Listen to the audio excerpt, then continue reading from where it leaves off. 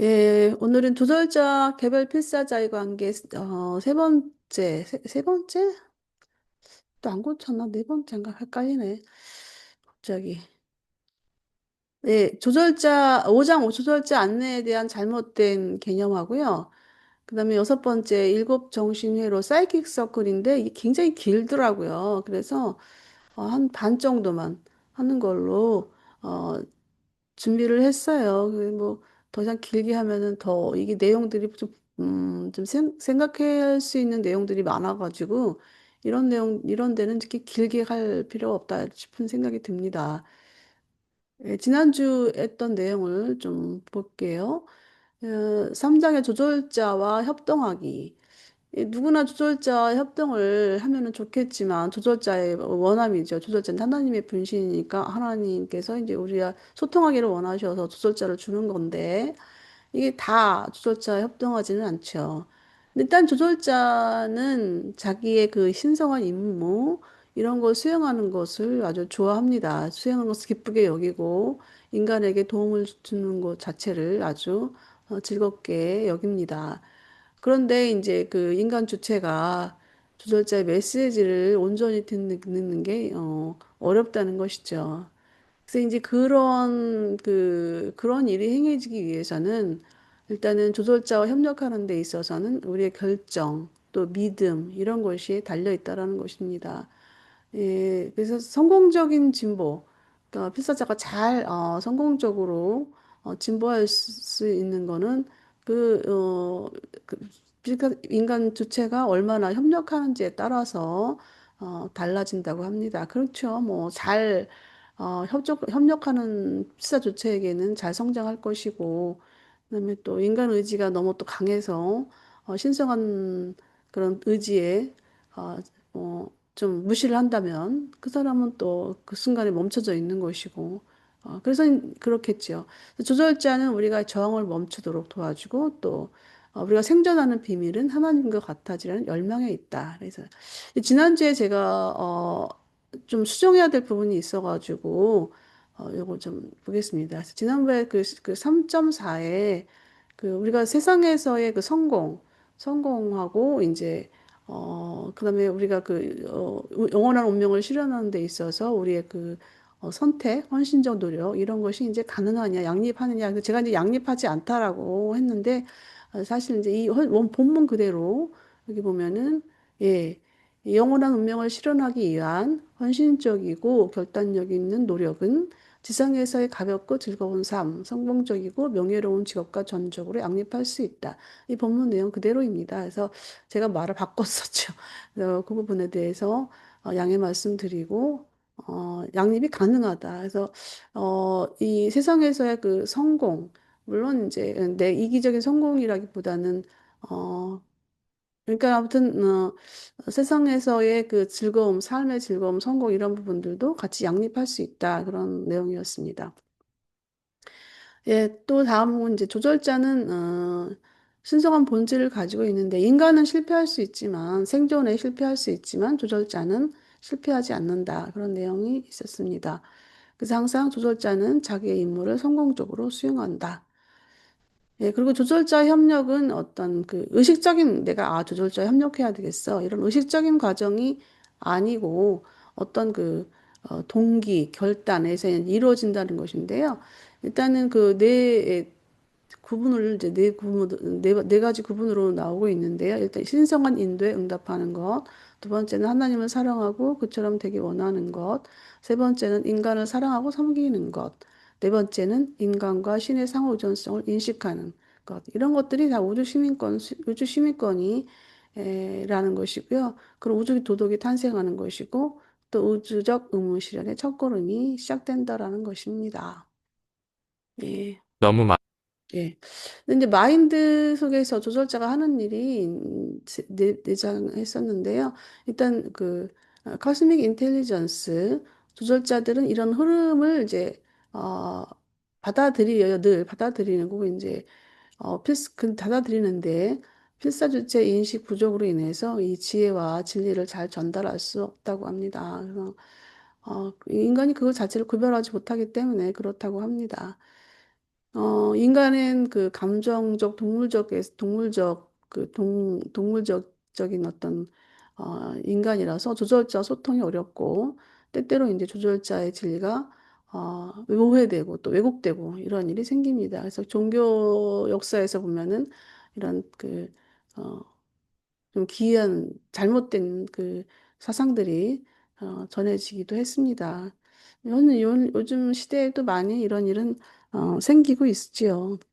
그래서 잘 분별해야 되는 그 분별력이 필요한 것 같아요. 또 이제 한 가지 나오네요. 이제 수천 년 동안 그 스스로 행동하는 조절자를 소유한 그 인간 존재들이 줄어들었다는 거예요. 그래서 이만큼 이제 스스로 행동하는 조절자는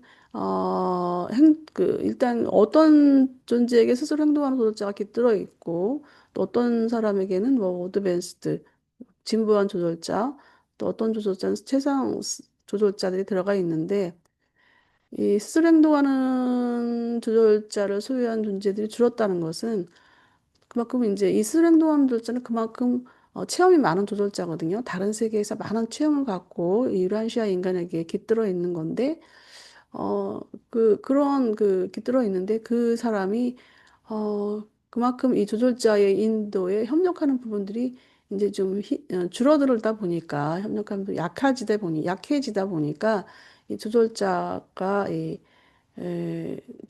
그런 약해지다 보니까는 스스로 행동하는 조절자는 의지를 갖고 있잖아요. 그 사람에게 이제 어, 그 사람을 떠나서 자기의 임무를 수행하는 조절자인데 그만큼 불안하다는 것이죠. 그 사람 떠날 수가 없는 거예요. 안정돼 있지 않는 상황이기 때문에 그런 존재들이 점점 줄어든다는 것입니다. 그래서 이런 부분을 보존하기 위해서 조치나 제한이 도입되고 있다고 합니다. 예, 오늘은 이제 조절자 안내에 대한 잘못된 개념들인데요. 좀 우리 익숙한 부분들이기도 합니다. 예, 음, 조절자의 사명과 영향력을 흔히 양심이라고 부르는 것과 혼동하지 말라. 조절자와 양심은 직접적으로 관련이 없다. 양심은 인간의 순수한 정신적 반응이다.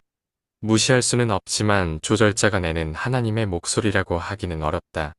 양심은 올바르게 행동하라고 경고한다. 그러나 조절자는 더 추가하여 무엇이 참으로 옳은지 너에게 말해주려고 시도한다.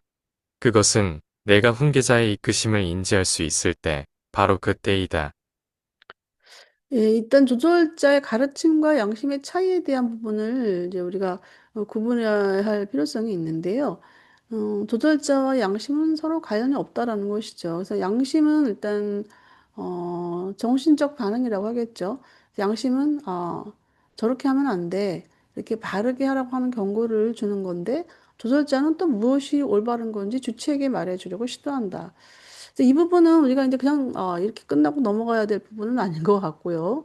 근데 양심이 어디까지가 양심이고 조절자가 어떤지 이런 분별해야 될 부분들이 있잖아요. 근데 이제 가끔가다 저는 이 부분을 봤을 때 어디까지가 양심이고 어디까지가 조절자의 안내인가라는 부분에서 생각을 하는 경우들이 이제 있었던 것 같아요. 있었던 것 같은데 음, 이제 제가 지난번에 했던 얘기 중에서 예수님이 로마 여행을 2년간 했잖아요. 그러니까 이제 그 가니드의 그 가정교사로서 2년간 로마 여행을 했는데 그 배에서 이제 그 자기 아내를 학대하는 그 남자에 대해서 이제 얘기를 했잖아요. 남자에 대한 얘기를 했는데 그 옆에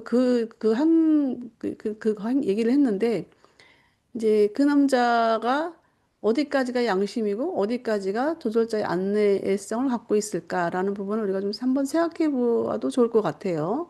왜냐하면 자기 아내를 막 학대했어. 학대했는데 예수님이 이제 학대하는 부분이 사람들 앞에서 학대를 하니까 보기 좋은 환경이 아니잖아요. 그런 부분에서는 반드시 예수님이 거기에 이제 참견을 하는 경우가 이제 왕왕 많아요.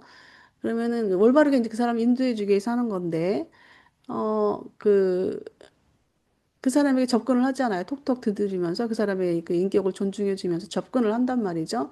그래, 그 사람이, 자기 솔직하게 이제 얘기를 해요. 자기가 아내가 선실에서 나에게 감정을 복받치게 하는 어떤 말을 했기 때문에 화가 나서 그렇게 이제 학대를 했다라고 솔직히 말하잖아요.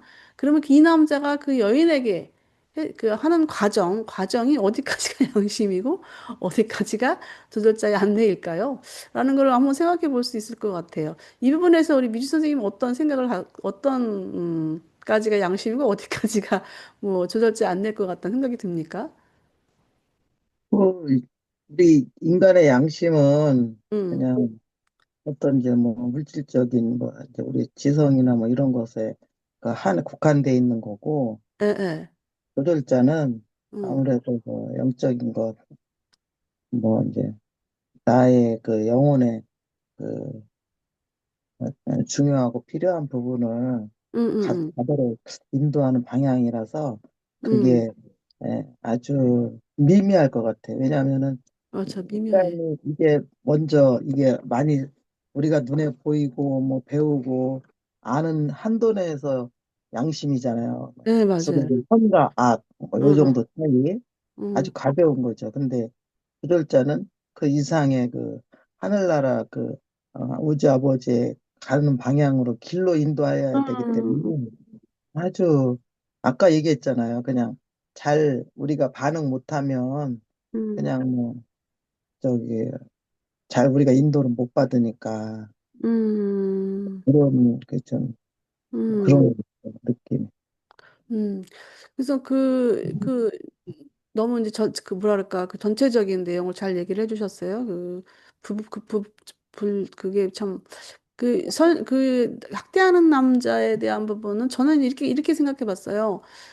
일단 내가 예수님과의 그 대화를 통해서, 예수와의 대화를 통해서, 이제 그 사람이 결정한 거는 내가 이러면 안 되지. 내 만나를 갖다가 저분도 그렇게, 그 당시에 어떤 시니즘, 그러니까 말하자면, 견유주의 영향이 굉장히 강한 시대였는데, 당신이 견유주의의 그 제자입니까? 라고 물었단 말이에요. 그 남자가. 근데 이제 저 선생의 말이 옳지 그러면서 너네를 학대하면 안 된다. 거기까지는 양심이야. 거기까지는 양심인데 다음에 또 하신 말씀이 있잖아요. 내 아내는 너와 거의 동등한 존재다. 그리고 아이들을 길러주고 또 같이 함께하는 또 동반자적 역할을 하고 있다라는 부분까지 이제 말을 했기 때문에 거기까지 확대적인 해석을 그 사람이 하고 정말로 아내를 동반자적인 어떤 그 삶 속에서 같이 함께하는 거, 이 부분은 저는 이제 조절자의 어떤 안내가 아닐까라는 생각이 들어요. 왜냐하면 그 당시까지만 해도 이 자녀들에 대한 부분은 이제 아버지의 권한이고 아버지한테 온다라고 생각을 했었고 여자는 그냥 그저 아이들을 양육하고 뭐 보호하는 그런 역할 정도밖에 안 되었기 때문에 아마 그런 차이점이 양심과 조절자의 안내 이런 부분이 있지 않았을까라는 생각이 듭니다. 그러면 저는 성 선생님한테 한번 여쭤보고 싶은 게 우리를 미워하는 사람이 있어. 미워하는 사람이 있는데 어디까지가 나가 행하는 태도, 그러니까 어디까지가 양심이고 어디까지가 조절자에 안 되는 것 같은지 한번 또 선생님이 한번 또 말씀 좀 해보세요. 선생님이 생각하고 있는 거는 양심과 조절자의 안내가 어디까지 차이점이 있을까? 저는 아직 생각을 안 해봤고요. 음, 지금 음. 머리가 머리가 아파? 네, 너무 너무 감기가 걸립니다. 맞다. 네, 감기 걸리면은, 맞아, 머리 아파. 그래요. 오늘 조용히 편안하게. 네. 예, 예, 알겠습니다. 근데 미워하는 부분 있잖아요. 이게 이제 사람들이 나를 기분 나쁘게 해. 기분 나쁘게 했을 때 어디까지가 양심이고 어디까지가 조절자의 안내라는 걸 생각해 볼 수 있거든요. 그래서 저 사람들 기분 나빠. 그러면은 기분 나빴기 때문에 저 사람에게 복수하고 싶은 마음이 생기잖아요. 그런데 양심은, 복수하면 안 되지. 내가 참자. 그러고 말아버려요. 그게 양심이거든요. 근데 그 사람, 이제 어떤 그 진리의 메시지는 어떤 거냐면은 그 사람이 나에게 한 그 행동, 내가 나를 복수하고 싶은 마음까지 한 행동, 이런 부분까지도 그거를, 말하자면 없애주는 그런 것. 그러니까, 이제 너희가 왼손, 뺨 있잖아. 뺨 얘기하셨잖아요. 오른뺨을 내밀면 오른뺨을 치고도 왼편 뺨도 내밀어라. 이게 이제, 이게 그 조절자의 그 안내라는 거죠. 그래서 양심과, 조절자의 그 차이점 한번 우리가 이렇게 한번 나눠봤습니다. 예, 나는 조절자의 이렇게 생각해요. 네. 어떻게. 그, 아까 이제 뭐, 미워하고 뭐 이런 건 세상적인 어, 거냐. 예, 예, 예. 그 세상적인 양심으로 뭐, 많이 미워, 일어나지. 미워하면 당연히 미워하는데, 응, 그거를 이제 극복하고, 뭐, 응. 사랑으로 뭐, 어떤 용서하고 뭐, 이렇게 하는 게 참 힘들잖아요, 우리. 맞아요. 예. 근데 이제 그거를 하기까지는 이제 거의 양심이 두드림이 이제 있을 수가 있겠지. 근데 이제 음, 조절자의 인도는 그 이상의 것을 저 사람이 나를 왜 미워했을까? 또 음, 내가 이제 또 나를 왜 미워하게 건드렸을까? 음, 그런 부분을 통해서 나를 돌아보고 내가 이제 이거를 승화시켜서 저 음, 사람을 이제 사랑하고 이해하고 저 사람 편에서 그것도 음. 약간 양심 그럼, 편에는 좀 높은 단계의 그럼요. 양심인 예, 것 같아. 그죠? 예, 그러면서 맞아요. 그걸 통해서 뭔가를 이제 깨달음을 이제 받는 그런 것이 그 이상의 것이 조절자의 어떤 인도가 아닐까 막 이런 생각이 듭니다. 맞아. 그게 우리가 음, 형제사랑의 그 음, 관점이잖아. 그 형제사랑의 관점은 조절자의 안내라고 봐야 될 것 같아요. 어, 그리고 이제 정신적 반응이라고 했지만은 이 측면이 좀 다른 것 같아. 왜냐면 이 마인드적인 측면이 정신적 반응이거든요. 마인드에서 행해지는 것들. 그게 이제 거의 양심에 이제 들어가 있는 것 같고, 그리고 이제 아까 그 미주 선생님 말한 성재 사랑에 관련된 관점에서는 그게 이제 조절자의 그 측면으로 이제 높아지는 그런 것 같아요. 그래서 가치가 일단 다른 것 같아요. 도덕적 가치가. 예. 조절자 아, 예. 이걸 또 따라 이렇게 바로. 인간의 꿈 체험, 즉 무질서하고 단절된 수면 상태에 조율되지 않은 마인드의 나열은 조절자들이 인간 마인드의 다양한 요소를 조화롭게 연결하는 데 실패했다는 충분한 증거를 제공한다. 조절자들은 단 한 세대에 걸쳐 인간적이고 신성한 사고와 같은 두 가지 매우 다른 사고 형식을 임의로 조정하고 동기화할 수 없다. 때때로 그들이 그렇게 할 때, 그러한 혼들은 죽음을 체험할 필요 없이 직접 저택 세계로 옮겨진다. 네, 조절자 안내에서 인간의 꿈 체험에 대한 건데요. 그 인간의 꿈 체험이라는 게 사실 꿈이라는 것이 모든 사람들이 다 꾸잖아요. 어떤 때는 꾸고 어떤 때는 안 꾸는데, 어, 이게 이제 그 뭐 무질서, 단절, 그렇죠. 꿈이 막 조각조각 나 있잖아요. 그리고 또 꿈이 서로가 이렇게 연결되지 않는 거. 이런 게 이제 그런 꿈이라는 것이 보통은 그 잠재의식 속에서 이렇게 이 꿈으로 표현된다고 해요. 근데 이런 것들은 이제 조절제 안내가 통하지 않았다는 증거이다. 뭐 당연한 얘기가 왜 이제 나왔을까? 그런 거고, 그다음에 또, 이거 이제 이런 것이 뭐냐면 연결해서 나오는 게 이 조절자는 그 인간의 관점, 또 조절자가 가지고 있는 신성한 관점, 이것을 이렇게, 임의적으로 자기 나름대로 이렇게 조율하지 못한다는 거예요. 한 세대 동안에. 이런 얘기가 나오는 건데, 그래서 이제, 이것이 만일에 어떤 사람한테 조율이 된다면은, 그 호는 죽음 없이 저택세계로 옮겨진다. 그러니까 바로 이제 그 호는 뭐 에녹이나 엘리야처럼 융합이 돼가지고 바로 옮겨진다라는 거예요. 그러니까 한 세대에 이런 인간의 관점과 신성한 관점이 이제 완전히 조율됐다고 한다는 것은 그런 건데, 이게 이제 꿈이라는 게, 그러면은 꿈이라는 거를 왜 이렇게, 굳이 왜 이 얘기가 왜 나왔는가? 보통 사람들은 다 꿈을 꾸는데 조절자의 안내가 통하지 않았다는 증거? 뭐 당연히 뭐 그런 거 아닌가라는 생각이 드는데 이게 왜 이런 내용을 이게 어떤 배경적인 어떤 사고가 생각이 없으면은 배경적인 어떤 그 스토리를 우리가 이해하지 못하면은 이게 좀 얼뜻 보면은 왜 이런 얘기가 왜 나왔지? 라는 걸 생각할 수가 있어요. 이게 왜 그러냐면 이 유라시아서가 누구를 통해서 내려왔는가에 대한 거예요. 물론 그 하늘 존재들이 준 건데 이게 하늘 존재들이 인간이 눈으로 볼 수 있게끔 또 인간 귀로 들을 수 있게끔 나올 수 있는 그런 거 되면은 인간 매개자가 필요하거든요. 바로 인간 매개자가 이 슬리핑 서브젝트라고 보통 얘기하죠. 잠자는 매개자, 슬리핑 서브젝트라고 하는데 이 사람을 통해서 유란시아서가 내려왔기 때문에 많은 사람들이 그렇잖아요. 누군가를 바라봤을 때 그게 나도 그럴 수 있다라는 생각을 하거든요. 나도 그럴 수 있다. 왜 나도 꿈을 통해서 하나님의 메시지를 들을 수 있다. 실제로 그런 사람들 엄청 많아요. 어떤 그런 그 집회에 그 기독교인들 집회에 가면은 예수님이 이렇게 말씀하셨습니다. 그리고 잠깐 이렇게 하고 이렇게 또 막 예수님이 이렇게 말했다면서 그 말한 걸 또 나 얘기를 해. 딱 거기서 다 그래. 근데 그런 체험을 제가 많이 했던 사람 중에 하나가 바로 전데요. 이게 보통은 지금 이제 그 당시에는 제가 할 때는 이게 주 예수님이 나에게 주신 말씀이었어 하고 막 뭐 A4 용지 뭐 4장 5장 막 써내려갖고 막 그런 이제 경험이 있었거든요. 근데 다 내가 만드는 거예요. 실제적으로 봤을 때 그게. 근데 이제 꿈이라는 거는 이제 저는 이제 꿈에 대해서는 한번 체험해 본 적은 없는데 이 꿈이 이게 사실 꿈은 정확해야 되는 부분이 있거든요. 그래서 이 이란시아에서도 그렇고 성경에 나와 있는 꿈이 나온 게 요셉의 꿈이 있어요. 예를 들면 예수님 출생에 대한 꿈을 이제 요셉이 꾸잖아요.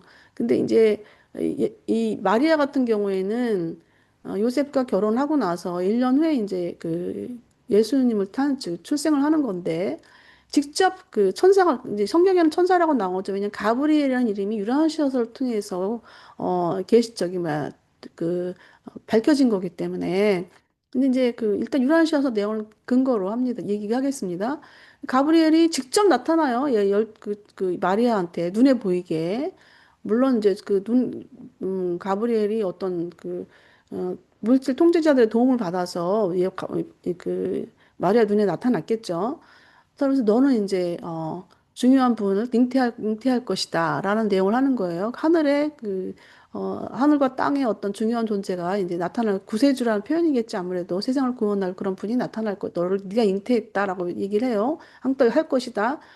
근데 이런 거를 그 초자연적인 체험이란 말이에요. 마리아 입장에서 초자연적인 체험인데 그거를 남편한테 얘기를 해야 되잖아요. 왜냐면 남편한테 얘기해 내가 앞으로 잉태할 아이는 그런 아이다라고 얘기를 하는 거 해야 되는데 어 요셉한테는 그게 맥히겠어요? 안 맥히죠? 안 맥히는데.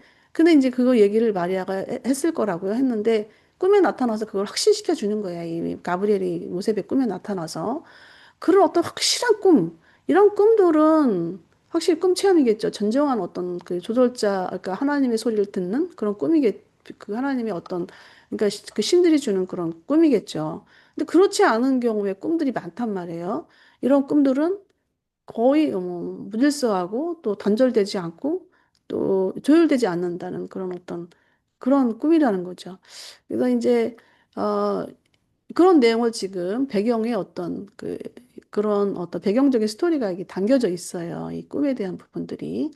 다음 한번 가볼게요. 인간의 수면 상태 동안 조절자는 내재된 퍼스널러티의 의지가 이전에 완전히 깨어있는 의식의 시간에 내린 결정과 선택으로 완전히 승인된 것, 즉 인간과 신성한 상호관계의 연락 영역인 초월지성의 영역에 자리 잡은 것만을 성취하려고 시도한다. 예, 이 꿈속의 수면 상태에서 조절자가 붙잡는 게 뭐냐면 인간 주체가 깨어있는 상태, 그 퍼서널리티 의지로 그 인간이 자기 의지로 결정한 건데 그것도 초월지성 영역에 자리 잡은 거예요. 그러니까 보통 그냥 아까 우리 양심에 대한 부분과 그 조절자의 영역에 대한 그 부분점 우리가 잠깐 초반에 얘기를 했잖아요. 그 양심에 대한 그런 부분들은 초월 그 마인드 영역에 자리 잡혀 있지 않거든요. 응? 우리 좀 더 깊은 어떤 어, 가치 있는 것, 더 높은 가치 있는 것, 아까 미주 선생님이 얘기했던 그 높은 가치 있는 것들이 이 초월지성 영역, 그 초월 마인드 영역에 자리 잡는다는 거예요. 그거를 이제 도설자는 그걸 붙잡는 거죠. 그 사람과 함께. 그때 이제 그 인간 마인드와 조절자 마인드가 매치가 되는 그런 과정이겠죠. 필사 주체가 잠자는 동안 조절자는 물질 마인드의 높은 수준에서 그들의 창조 의식을 등록하려고 애쓴다. 그리고 너희의 기괴한 꿈들은 그들이 효과적으로 접촉하지 못했음을 나타낸다. 꿈의 불합리한 삶은 표현되지 않은 감정의 압력을 증거할 뿐 아니라 또한 조절자가 제시한 영적 개념의 표현이 끔찍하게 왜곡되어 있다는 것을 증거한다. 내 자신의 열정, 충동, 그리고 기타 타고난 성향들은 꿈속의 그림으로 변환되고 내재자들은 무의식적 수면 중에 너의 정신 기록에 담으려고 노력하는 신성한 메시지를 너의 표현되지 않았던 소망들로 대체한다. 내용이 좀, 여러 생각을 많이 해야 되는 부분들인데, 일단 꿈과 조절자의 메시지가 이제 비교가 되는 그런, 설명입니다. 그래서 일단 수면 중에 조절자는 그 아까 우리 초월지성, 마인드의 높은 의식에 있는 그 높은 의식을 등록하려고 이제 애쓰는 거죠. 그리고 뭐 기괴한 꿈, 조절자의 그 접촉이 효과적으로 이루지 못했으면 그런 뭐 글쎄 기괴한 꿈은 뭐 조절자와 관계가 전혀 없을 것 같고요.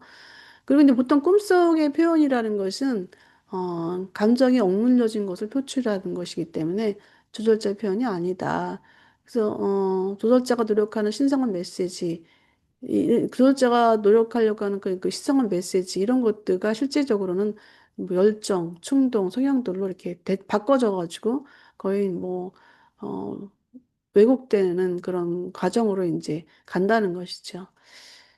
네, 꿈은 아까 요셉의 꿈에 대한 부분, 그러니까 좀, 예, 꿈속에서 조절자가 무슨 내용을 전했는지 가정하는 것은 극도로 위험하다. 너희가 잠자는 동안에 조절자가 일하기는 하지만 너희의 보통 꿈꾸는 체험은 순전히 생리적, 심리적 현상이다. 마찬가지로 조절자의 개념 기록과 필사자 양심의 지시를 지속적이고 의식적으로 받아들여 차별화하려는 시도는 위험하다. 이것은 개인의 식별력과 결정을 통해 해결해야 한다. 그러나 인간은 조절자의 표현을 순전히 인간 체험으로 믿어 거부하는 것이 필사 마인드의 반응을 신성한 존엄의 영역으로 높이는 실수보다 낫다. 생각 조절자의 영향은 전부 그렇지는 않지만 대체로 초회식 체험이라는 점을 기억하라.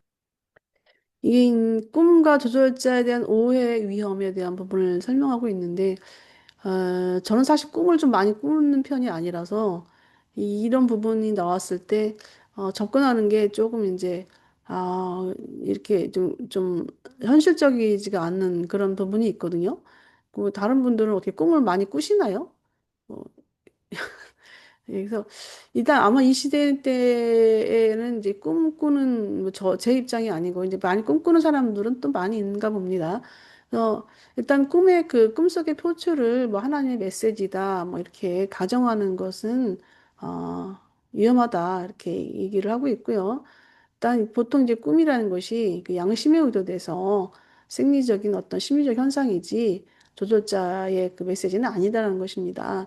그리고 그런 어떤 꿈 해석에 대한 부분, 꿈 해석하는 사람들 많잖아요. 그리고 또 뭐 앱에서도 그런 부분들이 있는데, 뭐 어떤 꿈을 꿨을 때, 뭐 무슨 꿈이냐, 뭐 돈이 많이 들어오는 꿈이냐, 복권에 당첨되는 꿈이냐, 뭐 이런 거, 뭐 이런 꿈들 이제 하잖아요. 그래서 이런 거는 뭐 개인의 식별력 결정을 통해서 해결하라 이 말입니다. 그리고 일단은 조절자가 실제적으로 나에게 주는 것일지라도 거부하라는 거예요. 왜냐하면 이게 왜냐면 그게 잘못된 인간의 생각일 수가 있어가지고 그거를 신성한 메시지로 높이는 것보다는 낫다는 것입니다. 그래서 대체로 이제 조절자 영역이라는 것은 우리 초의식 체험에서 인간 의식을 뛰어넘는 그런 어떤 영역에 있기 때문에 그냥 저는 그렇게 생각해요. 이런 거에 대해서 그냥 우리가 생각하지 않는 게 나을 것 같아. 조절자는 알아서 하고 또 우리 삶의 생각, 우리의 삶의 어떤 그 행동 반경이라는 것이 그냥 그대로 나오기 때문에 꿈을 굳이 뭐 조절자 이게 좀 과명신으로 갈 그런 가능성이 있어서 이 어떻게 생각하셔요? 미주 선생님 꿈과 이 꿈에 대한 어떤 하나님 주시는 메시지 이런 부분들은 어떻게 생각하세요? 근데 그 꿈을 뭐 음, 자주는 안 꾸지만은 그 거의 잠재의식, 무의식 세계에서 생각하는 뭐 상처라든가 뭐 여러 가지 음, 있잖아요. 이런 음, 것들이 표출되는 것 같아. 그 잠자면서 이제 맞아. 그러게 이제 나타나는 건데 그게 이제 어, 그 그것을 이제 이제 뭐 어떨 때는 또 영적인 꿈이라고 생각하고 꼭 어떨 때는 응, 진짜 응. 영적인 꿈이라고 생각하고 어, 하는 거의 뭐 진짜 여기 아까 얘기했듯이 조절자의 표현일지라도 거부하라는 거 보니까 응, 그냥 그거는 그냥 근데 우리가 꿈을 꾸고 나면, 아, 뭔 일이지? 뭐, 이렇게 막 또 네, 돌아보게 맞아요. 되잖아. 예, 예, 뭐, 예, 그날, 예. 뭐, 기분이 안 좋고, 막, 이제 음, 그런 거가 있는데, 좋은 꿈이라 할지라도 거부하라고 그러니까, 거의 음, 뭐, 우리가 그런 거를 의식할 필요는 없다는 것 같네요. 그죠? 예, 예. 영역이 틀리는 거야, 이제. 조절자가 우리 꿈에 나타나서 막 뭐 우리를 막 어떻게 뭐 메시지를 주고 뭐 이런 거는 이제 아니다 이거지. 그죠? 네. 이게 진리를 찾아, 이렇게, 어디든지 가는 사람들은 이런 꿈이라든가 이런 거를 많이 신중하게 생각해요. 근데 이제 유라시아서를 오래 읽다 보면은 이런 어떤 환상이나 꿈에 대한 부분들에 대해서 그다지 그걸 갖다 이렇게, 뭐 중요하게 생각하지 않는 것 같아요. 그만큼 나름대로 이 마인드적인 측면이 유란시아서를 오래 읽다 보면은 이 마인드가 상당히 강화되거든요. 그러니까 그렇게 마인드가 강화된다는 것은 통찰력이라는 것이 이제 확장이 되고 깊어진다는 것이거든요. 그러다 보니까 굳이 뭐 꿈속에서 뭐 환상회로 가지고 그래가지고 그걸 가지고 그렇게 그런 도구를 이용하지 않더라도 내 안에 정신력이 강해지게 되거든요. 그래서 이런 우리가 이제 이 부분은 그럴 수 있겠다는데 이런 현상들이 어떤 종교를 배경으로 해서 많이 일어나기 때문에 이런 글이 이제 나온 것 같아요. 예. 너희가 정신, 사이킥 회로들을 올라감에 따라서 다른 정도로 점점 더 어떤 때는 직접, 그러나 더 흔히 간접으로 너희는 조절자와 소통한다. 그러나 인간 마인드에서 생기는 새로운 개념마다 조절자의 명령이라는 생각을 품는 것은 위험하다. 너희 종류의 존재들에서 조절자의 목소리로 받아들이는 것은 실제로 자신의 지적 발현일 경우가 더 흔하다. 이것은 위험한 영역이며 인간마다 자신의 자연스러운 인간적 지혜와 초인간적 통찰력에 따라 스스로 이 문제를 풀어야 한다. 음, 일단 조절자와의 소통에 대한 오해 이제 계속 이제 사이킥 서클 정도. 사이킥 서클 하면은 이제 정신회로가 이제 일단 유란시아에서 어 게시된 거는 이제 7급부터 뭐 3급, 1급 요렇게 나와 있어요. 근데 이제 그 수호천사 같은 경우는 사이킥 서클 3급에 도달하면 수호천사가 개인적으로 배정이 되거든요. 근데 이런 어떤 사이킥 서클을 이제 살면서 이제 조절자와의 협력 가운데 정복하는 거예요. 그러니까 마인드가 정복하는 거죠. 마인드 통제가 되는 거죠. 뭐, 어떤 사람이 나를 화나게 했어? 그런데 화를 내지 않는 거기까지 가는 거죠. 아, 그럴 수도 있구나. 그게 이제 마인드 정복인데, 어, 일단 사이킥 서클 정도에 따라서 직접 또 간접적으로 조절자 소통할 수 있다라는 것인데요. 일단 새롭게 어떤 아이디어가 생겼어요. 근데 그걸 조절자의 소리다라고 이렇게 착각하지 말라는 것이고요. 대부분의 이 자신의 지적 발현인 경우가 흔하다는 것입니다. 그래서 자연적 지혜, 초인간적 통찰력에 따라 스스로 그 문제를 풀라. 이런 그러니까 이건 무슨 말이냐면은, 그냥 자연적으로 발생하는 삶 속에서 자연적으로 이루어지는 삶의 유형, 또, 초인간적 통찰력이라는 거는 이제, 인간적인 감정이 아니라 어떤 도덕적 가치가 높여진 그런 상태, 그런 문제를 가지고 스스로 이제 그런 문제를, 풀라는 겁니다. 그래서, 어, 예, 그렇게, 예. 조절자의 모든 목소리다라고 여기지 말라고 하니, 어, 대부분 이제 스스로 풀어보는 것이 또 좋을 것 같습니다.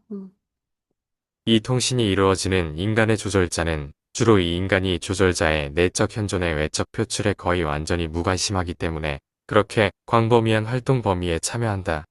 그가 전체 과정에 대해 의식적으로 매우 무관심한 것은 참으로 다행스러운 일이다. 그가 사는 시대와 세대에서 상당히 경험 있는 조절자 중에 하나를 지니고 있는데 그래도 이 다능한 조절자가 그의 마인드 속에 있는 것과 관련된 현상에 대하여 인간 주체가 수동적으로 반응하고 이에 대하여 개의치 않는 것은 드물고도 다행한 반응이라고 그 운명 수호자가 선언했다. 그리고 이 모든 것은 조절자에게는 높은 활동 영역에서 유리하고 인간 파트너에게는 건강, 효율성, 그리고 평온의 관점에서 유리한 영향의 조율을 이루고 있다. 예, 조절자 활동에 대한 인간의 태도가 이제 어떻게 가는 것이 좋으냐 이런 내용입니다. 그래서 이 통신 매개자, 그러니까 유란시아서를 내려준 그 유란시아서의 매개 잠자는 슬리핑 서브젝트 이분은 이제 잠자는 동안에 그런 내용들이 그런 현상들이 일어났잖아요. 그런 사람들이 또 때로는 모여서 그 얘기를 듣고 이제 이런 것도 이제 진행됐던 걸로 알고 있거든요. 그러면은 사람들은 얼마나 이 사람에게 관심을 많이 갖겠어요. 특별히 선택된 사람이라고 보여지잖아요. 근데 이 사람은 전혀 무관심한 거예요. 아무것도 몰라. 자기는 밤에 무슨 일이 내 입을 통해서 뭐가 이루어졌는지 모른다는 거예요. 전혀 모르는 거예요, 이분은. 그러니까 그런 부분에 있어서 그리고 내 자기 가치에 대한 부분도 특별하게 사람들이 막 그 바라보는 그 시각도 그다지 관심을 갖지. 왜냐면 아무것도 모르니까 자기 의식 속에서는. 이런 부분에서 다행이라고 생각하는 거예요, 운명 수호자가. 그리고 자기 과시가 안 되니까요. 그리고 그런 부분들이 또 오히려 이 사람에게는 건강하고 또 효율적이고 또 평온함을 유지하기 때문에 유리하고 조절자는 오히려 그 사람이 그러기 때문에 이게 아마 이 조절자는 스스로 행동하는 조절자인 것 같은데요. 그 사람을 보호해야 되는 그런 어떤 의무가 있잖아요, 이 조절자가. 근데 그 사람이 그런 거에 전혀 개의치 않으니까 조절자가 편하게 그 활동할 수 있는 거예요. 예, 그런 내용입니다. 그래서 예, 이런 부분은 참 우리에게 도움이 되는 좋은 그런 사례인 것 그러니까 같습니다. 아까 얘기했던 것처럼 예, 그 예. 차이가 이렇게 꿈하고 조절자하고 음, 그거를 비교해 주는 이제 단적인 그 저거 같아요, 이게. 맞아, 맞아. 그죠? 예, 신경 쓰지 마. 왜냐면 예, 예. 우리 우리 저거는 마인드는 이제 더럽고 세상에 막 오물에 쪄들어 있고 한데 거기서 예, 나오는 표현이 꿈이잖아요. 예, 자기. 맞아. 예, 응? 예, 근데 예. 조절자는 전혀 그거 상관없이 예, 예, 그분 뜻대로 우리를 이끌어간 거잖아. 예, 맞아. 예, 예. 그러니까 이게 분리되는 하나의 저기 증거 같아. 예, 좋은 사례인 것 같아. 이런 그 음, 음, 사례를 이 사람 밝혀줘서. 음. 예, 다음 맞췄네요. 예, 우리 미수님 조절자 안내에 대한 잘못된 개념들을 이제 우리 지금까지 공방 정리했습니다.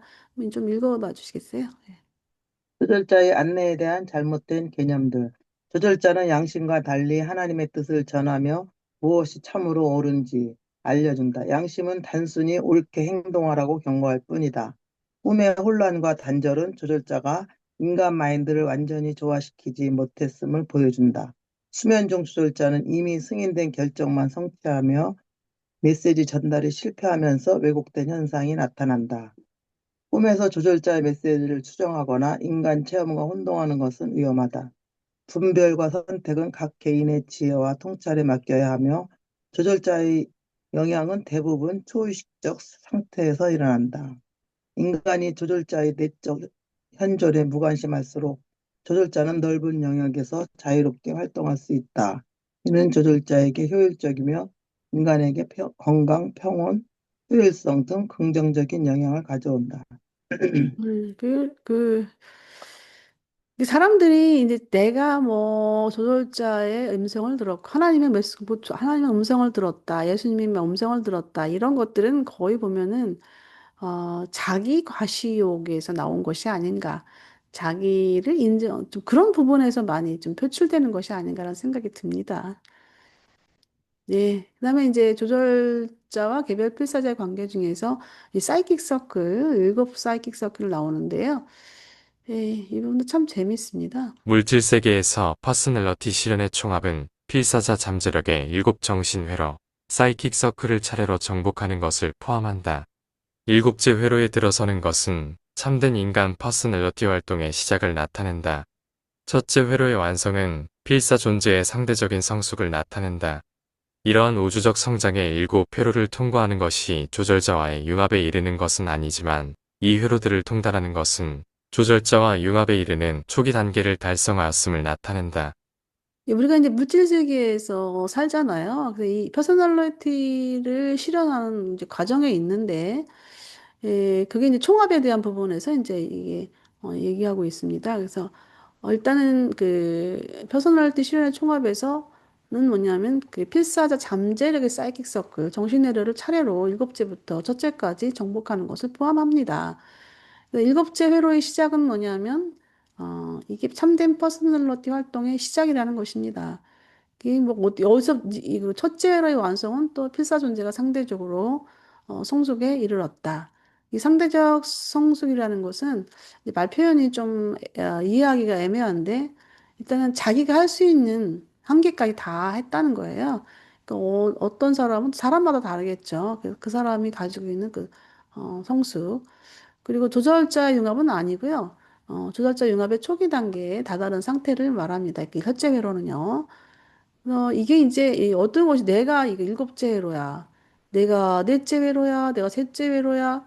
이거 내가 알 수 있나요? 그거 모르죠. 다만 그런 그 회로의 어떤 이 사람이 어디까지 회로가 정복되어 있는가.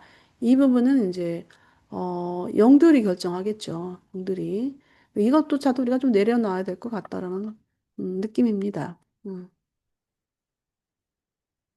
조절자는 7회로를 달성하는 데 있어 너의 동등한 파트너로 비교적 필사자의 성숙도를 이룩하는 과정에서 함께한다. 조절자는 7번째 회로에서 첫 번째 회로까지 너와 함께 올라가지만 필사자 마인드가 적극 협력하는 것과 상관없이 스스로 행동하는 최상의 상태까지 나아간다. 네, 필사자 회로 달성에서 조절자의 역할입니다. 그래서 일단은 인간주체 회로 달성에서 조절자는 동등한 파트너로 함께 합니다. 어, 그리고 이제 필사 마인드가 이제 적극적으로 협력하게 되면은 동등하게 조절자와 함께 나아가게 되는데 문제는 이제 필사자만의 협력이 부족해요. 부족해도 조절자는 가는 거예요. 조절자는 스스로 행동하는 수단까지 간다고 합니다. 그래서 이 부분이 참 우리가 이해하기 어려운 부분이긴 한데, 일단 나는 내가 조절자의 협력이 부족해도 이 조절자는 그냥 그 안에서 체험을 하는 것이기 때문에, 어, 인내하면서 스스로 가는 상태까지 간다는 것이죠. 그래서 결국 이제 우리가 인간이 죽잖아요. 죽으면 나는 이제 뭐 어느 정도에서 이제 검열을 받아서 저택세계에 이제 배정이 되겠는데 배정이 되고 또 아니면 잠자는 자로 있던지 아니 천년 부활을 하든지 섭리시대 부활을 하든지 이렇게 다르거든요. 이게 다른데 조설자는 어 자기의 많은 체험의 이력이 있잖아요. 이력이 있어가지고 계속 스스로 행동하는 최상까지 간다는 겁니다. 예. 정신회로들은 전적으로 지적인 것도 아니고 온전히 모른시아적인 것도 아니다. 이 회로들은 퍼스널러티 상태, 마인드 성취, 혼의 성장, 그리고 조절자와의 조율과 관련이 있다. 이 단계를 성공적으로 통과하려면 어느 한 단계만이 아니라 퍼스널러티가 전체로 조화롭게 기능해야 한다. 부분적 성장은 전체 참된 성숙과는 동일하지 않다. 부분들은 자아 전체, 물질적, 지적, 영적 자아의 확장에 비례하여 정말로 성장한다. 아, 예. 참, 성숙이라는 것이 이 퍼스널 전체의 조화로운 성장이라는 겁니다. 그래서 이 사이킥 서클 회로 달성이 뭐 지적인 것이냐, 또 모론시아, 혼의 성장이냐, 이것이 아니라는 거예요. 일단은 그 퍼스널리티 내 상태, 그다음에 마인드를 얼마큼 통제할 수 있는가, 또 혼의 성장, 아까 모론시아적인 혼의 성장입니다. 그리고 조절자의 하는 모든 것, 또 이런 것이 모두와 관련이 있다는 거예요. 이 사이킥 서클 정복하는 것이. 그래서 조화롭게 모든 게 다 전체적으로 기능해야 되는데, 이 전체적으로 무엇이냐면 물질적인 것. 그러니까 물질적 마인드, 우리가 물질 인간이기 때문에 물질 마인드를 갖고 있잖아요. 거기에 이제 마인드 통제 그런 부분이 이루어지겠죠. 그다음에 지적인 것, 또 영적인 것, 이런 모든 것들이 다 함께 어우러져서 비례해서 성장한다는 거예요. 이 사이킥 서클이라는 게. 우리 이제 이 사이킥 서클은 우리 인간 삶에서 이건 필요적인, 그러니까, 반드시 우리가 같이 함께 가는 그런 언어적인 표현이에요. 솔직히 내 삶 자체가 사이킥 서클 정보이라고 봐야 되는 그런 상황입니다. 그래서 이 부분은 좀 중요시하게 우리 마음속에 담아서 그런 전체적인 어떤 자아 확장, 물질, 지적, 영적 그런 분들이 비례해 성장한다는 거예요. 이게 이제 이 물질적 부분을 보면은 우리가 돈의 어떤 성공, 그다음에 또 몸의 건강 이런 부분들이 포함되잖아요. 근데 실질적으로 우리가 이 전체적인 어떤 온전한 통합된 퍼스널리티를 가지고 있다면 이 몸도 사실 건강해지게 돼 있어요. 더 있고 물질의 어려움도 겪지 않습니다. 실제적으로. 근데 이런 부분들이 비례해서 성장한다는 거예요. 그래서 우리 아까 그 제가 지난주에 잘못했던 그런 얘기 이제 했던 거 같이 이 성공적인 어떤 즐거움 이런 것들이 비례해서 같이 서로 양립이 가능하다라는 내용과 같이 매치되는 것 같아요. 음. 지적 본성이 영적 본성보다 빠르게 발전하는 경우, 이러한 상황은 생각 조절자와의 소통을 어렵고 위험하게 만든다. 마찬가지로 영적 성장이 과도할 경우, 신성한 내재자의 영적 인도에 대하여 광신적이면서 왜곡으로 치달을 수 있다. 영적 능력의 부족은 높은 초회식에 존재하는 영적 진리를 물질적 지성에 전달하기 매우 어렵게 만든다. 완벽한 균형을 이루는 마인드는 깨끗한 습관, 안정된 신경 에너지, 그리고 균형 잡힌 화학 기능을 지닌 몸에 담겨 있을 때 신체적, 정신적, 영적 힘이 하나처럼 조화롭게 발달할 때 그러한 존재의 진정한 복지에 대한 현세적 위험이나 위험을 최소화하면서 최대한의 빛과 진리를 전달받을 수 있다. 이러한 균형 잡힌 성장을 통해 인간은 7번째 회로에서 첫 번째 회로까지 하나씩 행성 진화의 회로들을 올라간다. 아, 네. 이거 하기 전에 앞서 부분에서 제가 좀 오해가 날 수 있는 부분들이 있어가지고 설명을 좀 덧붙인다면, 우리가 이제 물질 건강, 또 경제적인 부분, 이런 부분이 이제 같이 그 양립하는 부분에서, 이제 저 같은 경우에는 제가 좀, 몸이 좀 약해서 항상 좀 감기를 달고 사는 편이었거든요. 근데 이제 유란시아서를 이제 많이 읽으면서 이 지혜가 생기더라고요. 이 지혜가 생겨가지고 내가 어떻게 하면 몸이 안 아플까? 뭘 이제 자꾸 이제 머릿속에 이제 그 지혜가 생기는 거예요. 그래서 거기에 필요한 어떤 감기에 걸리지 않기 위해서 뭐 그런 어떤 그 멀티비타민을 먹는다든가 그리고 또 위장이 좀 항상 안 좋아가지고 위장병 막 자주 이제 좀 장염이 많이 생기는 그런 편이었는데 갑작스럽게 토사광란이 일어난다거나 이런 일을 좀 가끔가다 겪거든요. 근데 이제 그 이제 유산균을 섭취하는 거예요. 이렇게 자꾸 유산균을 섭취해서 그렇게 어떻게 내가 몸에 그를 이렇게 좀 잘 저기 할 수 있도록 어떤 지혜가 생겨난다는 것이죠. 그래서 건강이라는 게 하늘에 뚝 떨어지는 게 아니더라고요. 그래서 내가 관리하는 그 얼마큼 잘 관리하느냐 이런 부분인 것 같아요. 그리고 또 아프게 되면 왜 이런 일이 생겼는가에 대한 것도 이제 우리 몸 관리 부분에서 어, 좀 어떤 미숙했던 부분이 생겼기 때문에 그럴 수 있거든요. 근데 그런 부분을 이제 내가 잠쳐 나가면서 좀 쉬어야 되는 부분은 또 쉬어야 되고 이런 어떤 그런 이제 관리적인 측면에서 이제 지혜가 생기는 듯해요. 그래서 그런 부분에서 아마 이렇게 그것까지 조화로운 어떤 확장 이런 부분에서 얘기하는 것이 아닌가라는 생각이 듭니다. 예, 여기 이제 균형 잡힌 마인드의 이제 안전한 성장에 대해서 나오고 있는데요. 일단은 이게, 과도하게 이 지적 본성이 영적 본성보다 높으면은 조절차가 소통하기가 어렵죠. 왜냐하면 지적 본성이라는 게 내 지적인 부분이잖아요. 그러니까 신적인 어떤 메시지를 들으려고 하지 않죠. 그냥 자기가 너무 많은 걸 알고 있기 때문에 굳이 필요가 없는 거예요. 또 과도한 영적 성장, 지적인 거는 부족한데 또 영적 과앙심과 왜곡으로 치닫는다는 것이죠. 그래서 이제 균형 잡힌 어떤 그 마인드, 그게 뭐냐 신체적, 정신적, 영적 그런 힘. 근데 그게 뭐냐면 깨끗한 습관, 또 정신적 안정, 또 균형 잡힌 몸 상태. 그런 거. 그래서 이제 이런 것이 이제 참된 복지, 또 최소의 위험, 최대의 빛과 진리를 전달할 수 있다라고 합니다. 그래서 이런 전체적인 어떤 균형 잡힌 성장을 통해서 7제부터 시작해서 첫째 회로들까지 올라간다. 그런 내용입니다. 지적 본 조절자들은 항상 내 곁에 있으며 너희의 일부이지만 다른 존재처럼 직접 너희에게 말할 수는 없다.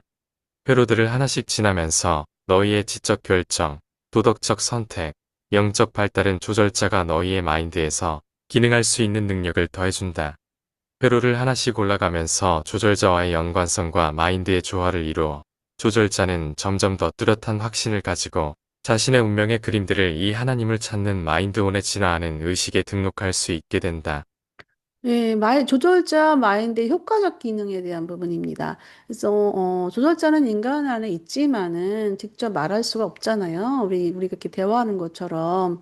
그런데 이제 그 조절자가 이제 인간의 어떤 지적인 결정, 또 도덕적인 선택, 또 영적 발달을 위해서 계속적으로 조절자는 헌신하기 때문에 능력을 계속 더해줍니다.